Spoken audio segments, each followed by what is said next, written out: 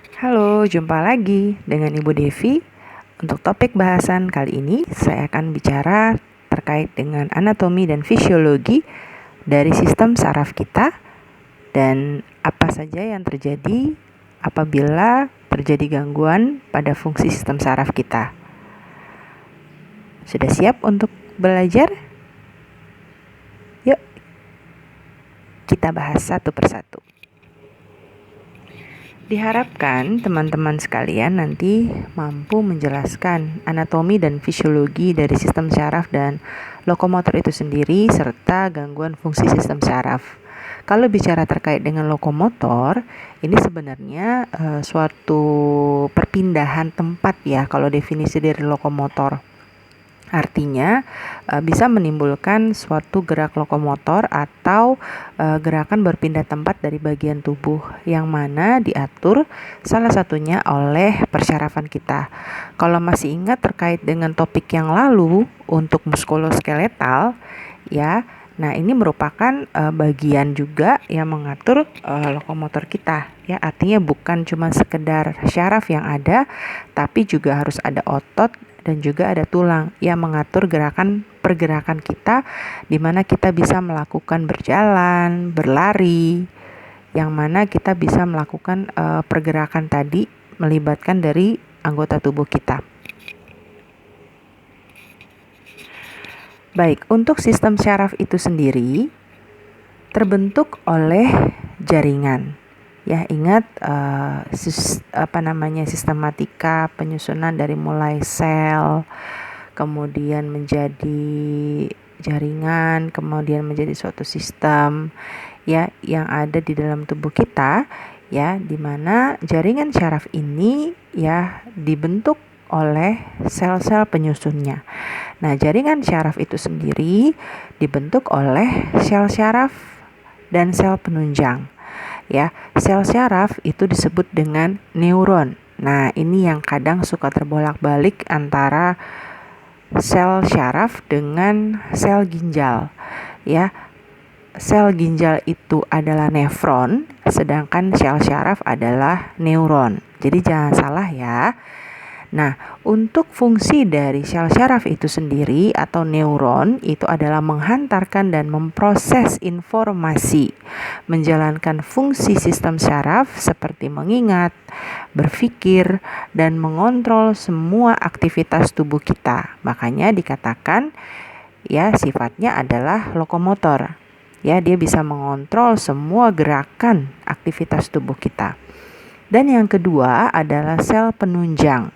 Siapa saja yang dikatakan sel penunjang? Ada neuroglia atau sel glia yang fungsinya untuk memberi support, dukungan, melindungi, merawat dan mempertahankan homeostasis cairan di sekeliling neuron.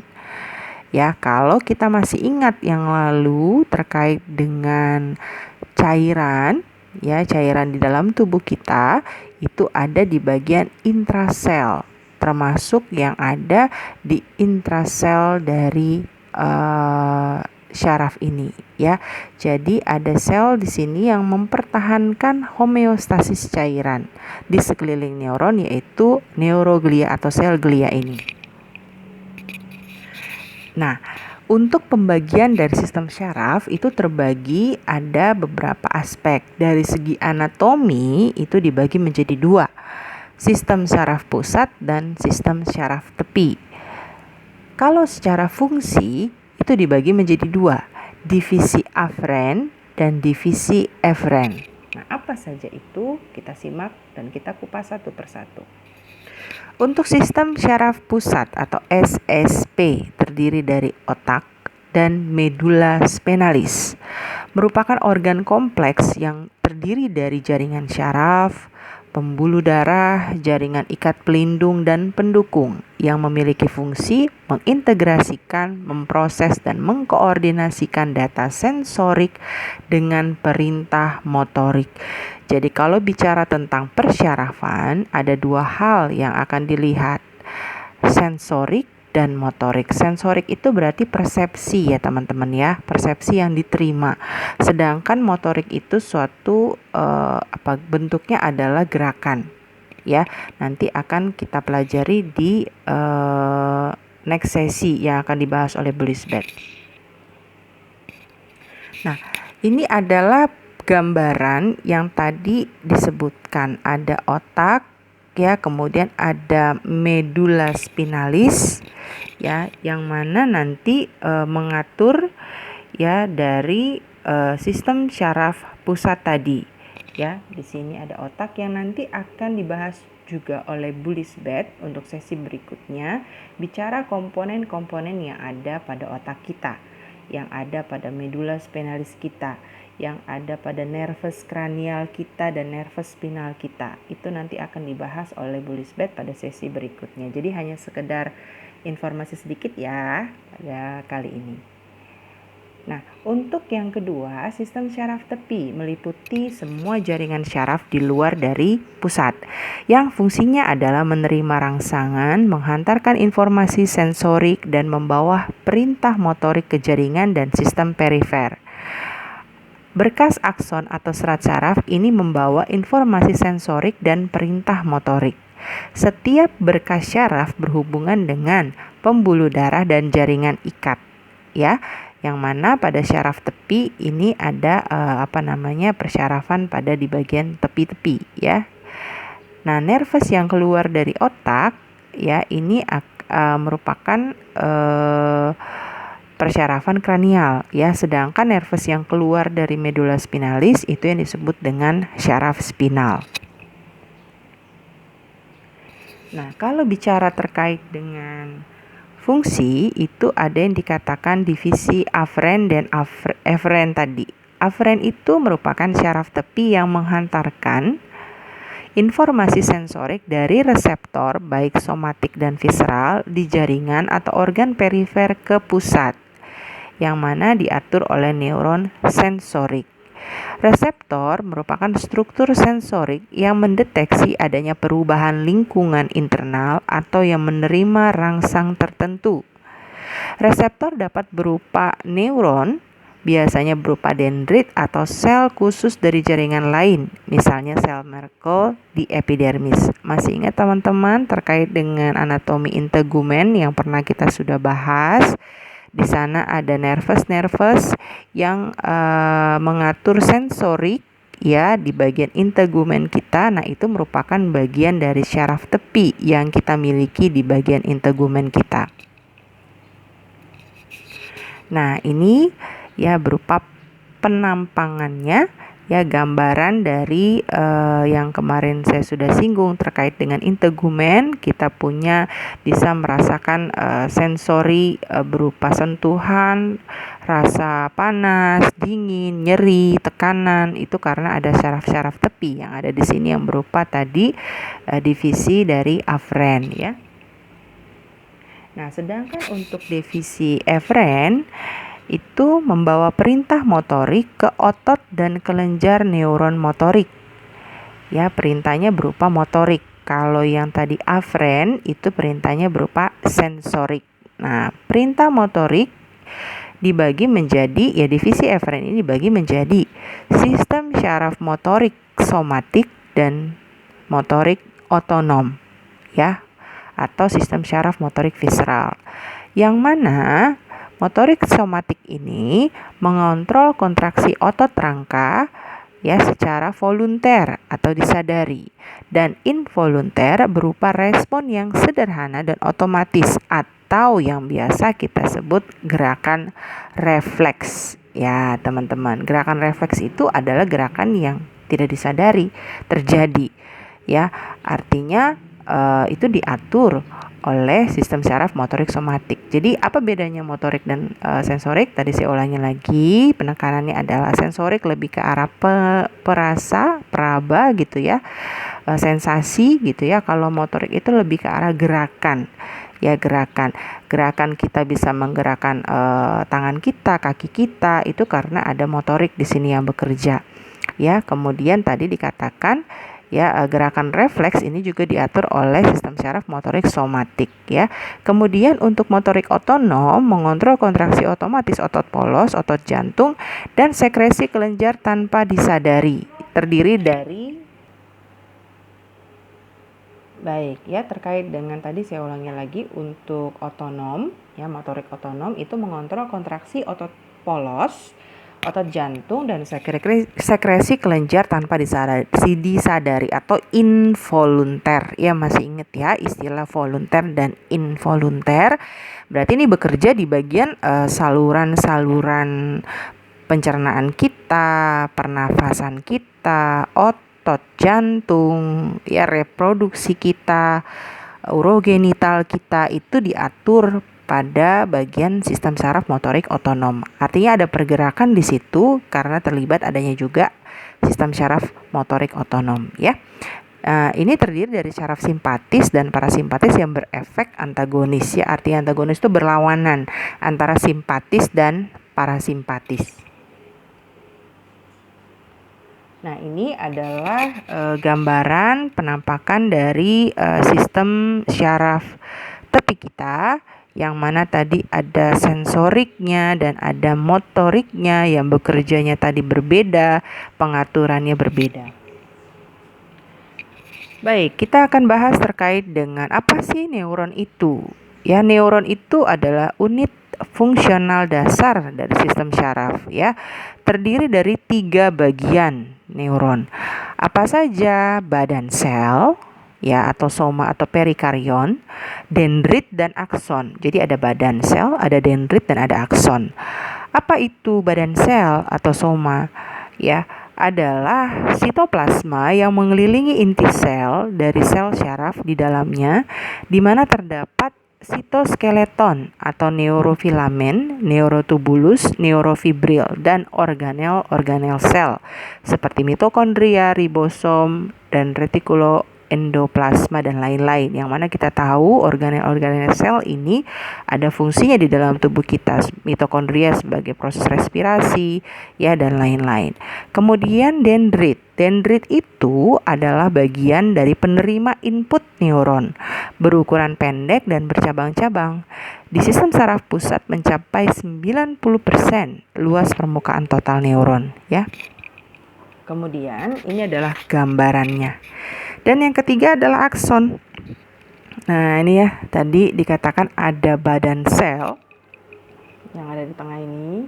Ya, dia ada inti selnya, dari ribosom, ada mitokondria, RE dan lain-lain di dalam sel ini, ya. Kemudian ada dendritnya, ya, ada dendrit yang bercabang-cabang ini, ya, dan ada akson, ya. Ini adalah aksonnya. Jadi akson itu seperti ekornya, ya.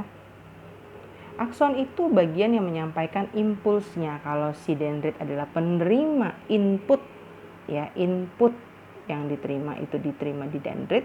Akson itu yang menyampaikan, ya, ke neuron lain, ya. Jadi gambarannya teman-teman, ini ada beberapa neuron yang saling berkaitan satu dengan yang lain. Jadi penampakannya itu banyak di sini neuron-neuron, ya, di dalam cerebral kita, ya. Jadi bisa terkoneksi impulsnya itu, jarak syarafnya itu, impulsnya, ya, itu ke dari satu neuron ke neuron lainnya. Itu karena ada akson yang menyampaikan, ya, ke neuron yang lain.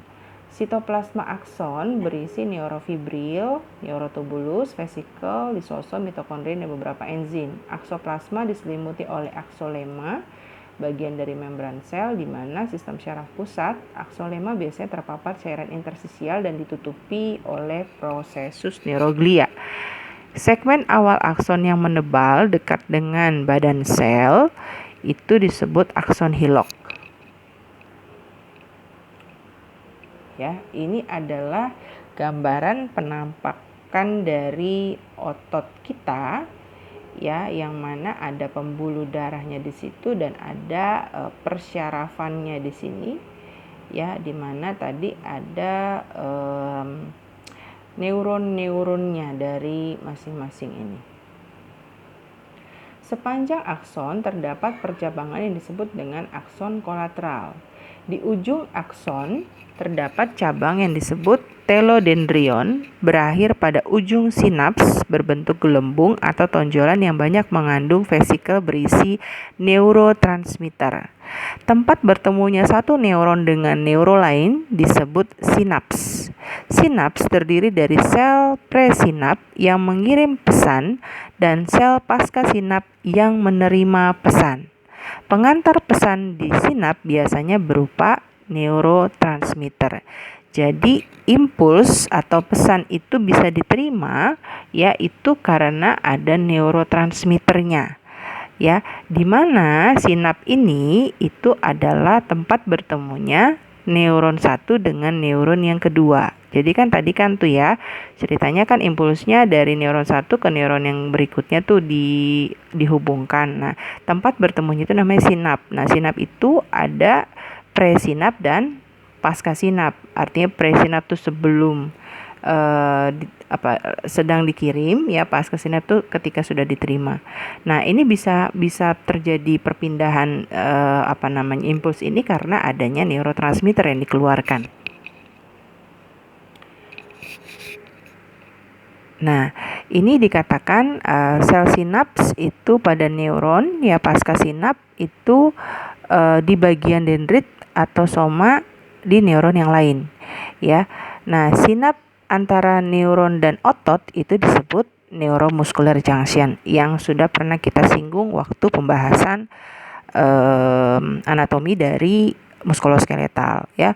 Sedangkan sinap antara neuron dan kelenjar itu disebut neuroglandular junction. Dendrit dan akson disebut serat syaraf, tetapi biasanya mengacu pada akson.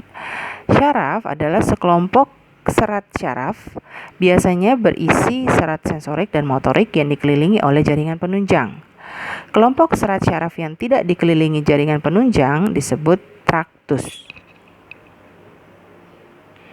Soma, ya, atau badan sel juga kadang-kadang membentuk suatu kelompok yang disebut ganglion.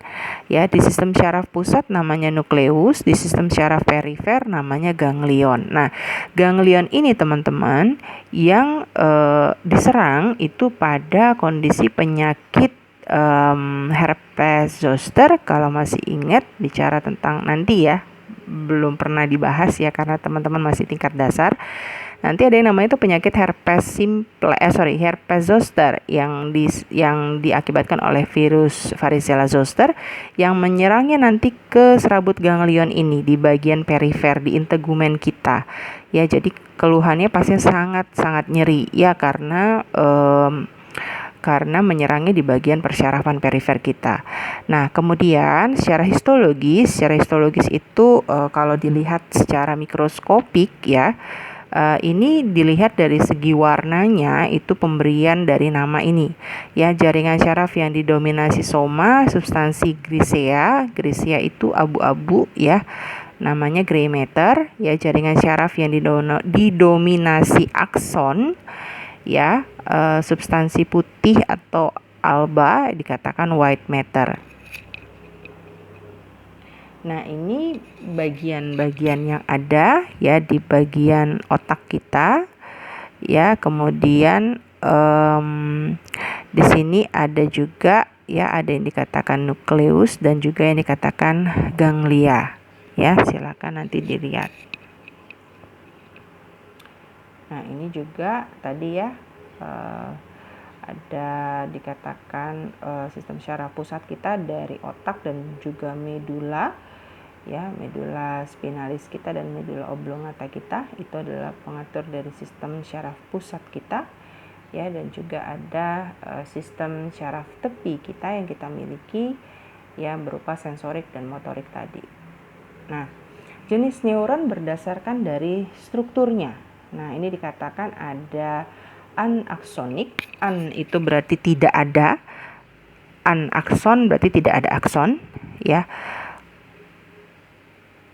Hanya terdapat di sistem syaraf pusat saja, ya, itu neuron yang jenis anakson ini, ya. Kemudian unipolar, dendrit dan akson bersambungan dan soma berada di satu sisi. Bipolar itu berarti ada dua prosesus, satu dendrit dan satu akson, soma berada di antaranya. Multipolar berarti punya dua atau lebih dendrit dan satu akson. Berdasarkan fungsi itu ada yang dikatakan ya neuron sensorik, neuron motorik, interneuron. Neuron sensorik tadi yang aferen, neuron motorik yang eferen, yang tadi sudah kita bahas sebelumnya, dan interneuron. Inter itu berada di antaranya, neuron sensor dan motor, ya, dimana dia yang berfungsi menganalisa dan mengkoordinasi keluaran motorik kita. Nah, ini adalah gambaran dari tipe neuron berdasarkan dari strukturnya. Silakan teman-teman lihat dan dipelajari. Nah, sel berikutnya, tadi kita sudah bahas sel neuron, sekarang kita adalah bahas sel pendukungnya, yaitu neuroglia. Dia memberikan support dan merawat neuron dan merupakan separuh bagian dari sistem syaraf pusat. Dia kecil dan dapat memperbanyak diri. Ada 4 jenis neuroglia di sistem syaraf pusat kita. Yang pertama adalah astrofit, ya, sel glia terbesar dan paling banyak. Ya, astro ini kan bintang ya. Jadi dia bentuknya seperti bintang. Ya, fungsinya mempertahankan sawar darah otak yang memisahkan otak dari sirkulasi umum, membentuk struktur sistem syaraf pusat, mengatur kadar ion dan nutrien dan memperbaiki serta mencegah jaringan syaraf dari injuri. Ya, jadi ini penting sekali nih fungsinya dari neuroglia kita. Astrosit ya. Yang kedua adalah oligodendrosit. Melapisi akson dengan membentuk lapisan mielin, ya, gap antara mielin akson berupa nodus Ranvier, area yang dilapisi mielin atau internodus, ya, bagian yang mengandung akson bermielin tampak putih berkilat membentuk substansi alba. Yang ketiga adalah mikroglia, melindungi sistem syaraf pusat dari debris, zat sisa dan patogen dengan mekanisme fagosit, ya, dimakan, ya. Kemudian yang keempat sel ependimal, sel epitel yang melapisi dinding ventrikel memonitor dan membantu sirkulasi cairan cerebrospinal. Ya, ini adalah merupakan cairan cerebrospinal, kalau masih teman-teman ingat, ya, dia merupakan bagian dari cairan ekstraseluler kita yang ada di otak kita. Nah, sel glia di sistem syaraf perifer itu ada 2. Ya, kalau tadi di sistem syaraf pusat, kalau di sel glia di perifer itu ada 2, sel squam dan sel satelit. Ya, sel squam itu menutupi semua akson perifer baik yang bermielin maupun tidak. Sel satelit itu mensupport ganglia berada di dekat badan sel atau ganglion. Nah, ini penampakan dari gambarannya ya. Tadi sudah saya sebutkan di depan, silakan nanti dibaca dan diperhatikan baik-baik dari bentuk selnya. Ya, ini juga sama. Ini juga sama. Nah, syaraf ini bisa melakukan regenerasi, ya, jika terjadi kerusakan. Luar biasa ya. Jika terjadi kerusakan berat pada syaraf perifer, hanya sedikit akson yang mampu memperbaiki diri. Ya, artinya fungsi syarafnya bisa terganggu. Ya, sel squam berperan dalam perbaikan syaraf perifer yang rusak. Ya, regenerasi di sistem syaraf pusat lebih terbatas. Karena apa? Karena akson yang terlibat lebih banyak. Astrosit membentuk jaringan parut yang dapat mencegah akson tumbuh melewati area yang rusak.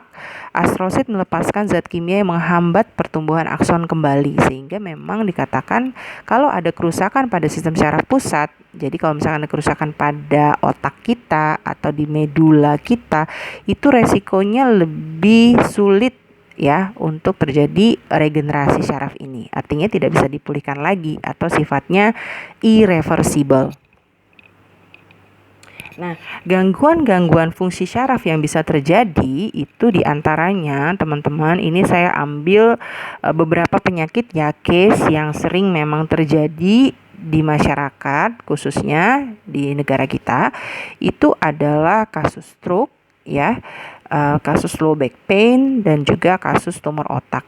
Nah, apa saja sih gambaran dari penyakit-penyakit ini, yang mana ini kita tahu ya, stroke ini menyerang di bagian sistem syaraf pusat kita.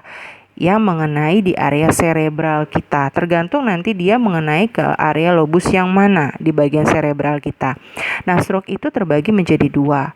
Ya, stroke itu nama lainnya cerebrovascular disease ya, atau CVD ya, dikenal dengan CVD. Ada dua kategori dari stroke atau CVD ini. Yang pertama adalah hemorrhagic atau perdarahan. Yang kedua adalah ischemic, artinya tidak terjadi perdarahan tapi berupa sumbatan di vaskuler cerebro kita, di vaskularisasi cerebro kita. Ada sumbatan di pembuluh darah yang memperdarai area cerebral kita. Nah, yang kedua adalah low back pain. Low back pain itu adalah suatu kondisi yang menyakitkan yang mempengaruhi bagian bawah tulang belakang kita, yang mana dikatakan di sini mengalami gangguan pada persyarafan yang di bagian vertebrata kita.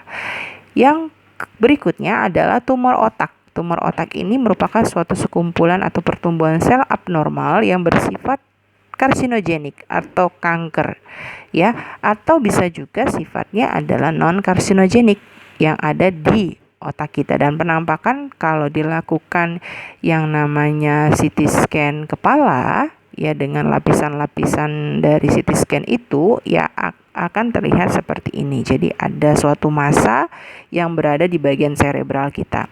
Nah, ini untuk penata laksanaannya kalau terjadi yang namanya tumor otak, itu nanti adalah tindakan kraniotomi. Artinya nanti dilakukan pembedahan ya di bagian kepala, tulang kepala kita akan dibuka, kemudian nanti dilakukan tindakan pembedahan bagian area tumor tersebut ya. Kemudian kalau tadi stroke itu penata laksanaannya biasanya kalau dia sifatnya iskemik itu artinya ada sumbatan, berarti bisa dilakukan tindakan berupa pemasangan stent di area pembuluh darah yang mengalami sumbatan tersebut, atau dilakukan terapi pengobatan trombolitik untuk menghancurkan trombus-trombus yang ada di bagian pembuluh darah yang tersumbat tadi, atau bisa juga penata laksanaannya ya berupa terapi oksigenasi ya, selain tadi terapi-terapi pengobatan untuk mencegah pembentukan klot ya, itu juga selain itu oksigenasi harus diberikan ya. Hemorragik itu perdarahan, berarti kita lihat nanti tingkat keparahan dari perdarahan yang terjadi ya. Biasanya kalau misalkan ada hasil penelitian atau artikel yang mengatakan kalau di bawah 30 cc perdarahan yang terjadi di cerebral kita itu masih bisa diabsorpsi ya, atau diserap kembali oleh tubuh kita.